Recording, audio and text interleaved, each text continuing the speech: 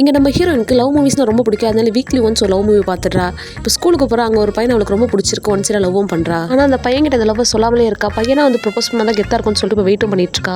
இப்போ ஸ்கூலில் ஒரு ஃபங்க்ஷன் நடக்குது. அந்த பையனே வந்து இந்த பொண்ணுகிட்ட பேசுகிறான். ப்ரொபோஸ் தான் பண்ண போகிறான்னு சொல்லிட்டு அந்த பொண்ணு ஆசையாக பார்க்குறான். ஆனால் அந்த பையன் அந்த பொண்ணு கையில் இருக்க எக் பப்ஸை கேட்குறான். இப்போ அந்த பையனே எங்கள் அப்பாவுக்கு டெல்லியில் வேலை கிடச்சிருக்கு, அதனால நாங்கள் எல்லாருமே டெல்லிக்கு போகிறோன்றதை சொல்லிட்டு அங்கேருந்து போயிடுறான். ஹீரோயின் இப்போ காலேஜ் ஜாயின் பண்ணுறா. அந்த காலேஜில் ஒரு கல்ச்சரல்ஸ் ஈவெண்ட் நடக்குது. அந்த ஈவெண்ட்டில் ஒரு பையன் மியூசிக்கல் பர்ஃபார்மன்ஸ் பண்ணுறான். அதை பார்க்க நம்ம ஹீரோயினுக்கு ரொம்ப பிடிக்குது.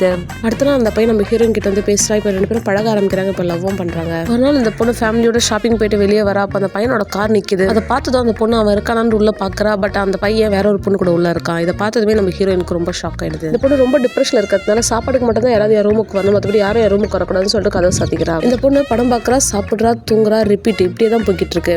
இந்த பொண்ணு எல்லா லாங்குவேஜஸ்ல இருக்க லவ் மூவியும் பார்த்து முடிக்கிறா. இப்போ அந்த பொண்ணு ரூமை விட்டு வெளியே வரா. ரூமை விட்டு மட்டும் வெளியே வராம அவ பிரேக்கப் பெயின்ல இருந்து வெளியே வந்துட்டு லைஃப்ல அடுத்து என்னன்றதை பாக்குறா.